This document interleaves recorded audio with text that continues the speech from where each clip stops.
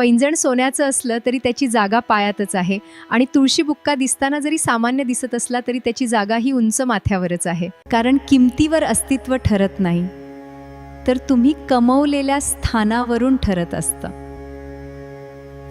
बापाने कमावलेलं वाढवायचं असतं, ते कधीच विकायचं नसतं.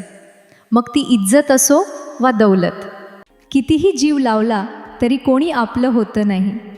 माझं एकच मागणं आहे त्या देवाकडं, ज्यांना माझं चांगलं झालेलं बघवलं नाही त्यांचं पण चांगलं कर. प्रत्येकाला आपल्या मनातलं सांगायचं नसतं, कारण सगळ्यांना आपलं चांगलं झालेलं बघवत नसतं. प्रत्येकाला आपल्या मनातलं सांगायचं नसतं, कारण सगळ्यांना आपलं चांगलं झालेलं बघवत नसतं. आयुष्यात नेहमी एक नियम ठेवायचा, सरळ बोलायचं, खरं बोलायचं आणि तोंडावर स्पष्ट बोलायचं. त्यामुळे जे आपले असतील ते समजून घेतील आणि जे कामापुरते असतील ते निघून जातील. सध्याच्या काळात नात्यांमधील वाढत्या ताणतणावांमुळे बरेच जण त्रस्त पाहायला मिळत आहेत. आपण जितकं प्रामाणिकपणे नातं जपतोय तितका न्याय जर समोरची व्यक्ती त्या नात्याला देत नसेल तर एका निर्णायक टप्प्यावर तितकी तटस्थ भूमिका घेणंही गरजेचं आहे. जगद्गुरू तुकोबा सुद्धा ठणकावून देवाला एके ठिकाणी म्हणतात, माझी लेखी देव मेला असो त्याला असेल, माणसं गमवायची भीती बाळगू नका.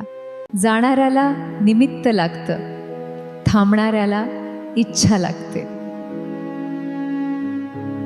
गंमत अशी आहे बघा, खरं बोलणारा माणूस कोणालाच आवडत नाही, कारण आपल्या सर्वांच्या कानांना मधुर वाणी ऐकण्याची लाल असेल. परंतु या उलट स्वार्थ लपडून वर वर गोड बोलणाऱ्यांना आपण भाळतो आणि पुढे नुकसान सोसावं लागतं. आणि म्हणून मला वाटतं कोणत्याही गोष्टीमध्ये सत्यता पडताळून डोळसपणानं निर्णय घेणं फार गरजेचं आहे.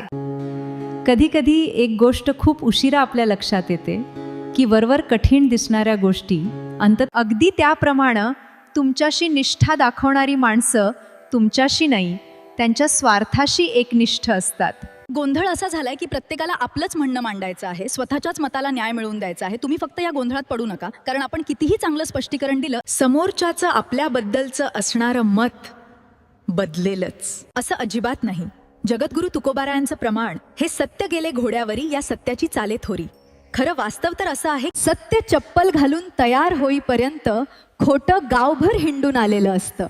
पाचही बोटं कधीच सारखी नसतात आणि सगळेच लोक आपले असतात असंही नसतं. जीवनात काही लोक असे भेटतात ज्यांना आपण स्वतःचा आधार देतो, त्यांना उभं राहायला मदत करतो, त्यांना पुढे जायला शिकवतो. पण वेळ बदलली की तेच लोक कधी कधी आपल्याला विसरतात. ज्यांना आपण आधार देऊन पोहायला शिकवलं तेच आज आपल्याला बुडवायची स्वप्न पाहतात. हीच तर जगाची रीत आहे.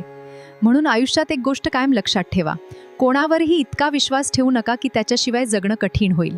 लोक बदलतात, परिस्थिती बदलते आणि वेळही बदलतो, पण एक गोष्ट कधीच बदलू देऊ नका, स्वतःवरचा विश्वास. कारण जे लोक आज तुमच्या विरुद्ध उभे आहेत तेच लोक उद्या तुमचं यश पाहून टाळ्या वाजवतील. म्हणून शांत राहा, ऐन मेहनत करा आणि वेळेला त्याचं काम करू द्या. कारण शेवटी सत्य आणि मेहनत कधीच हरत नाही.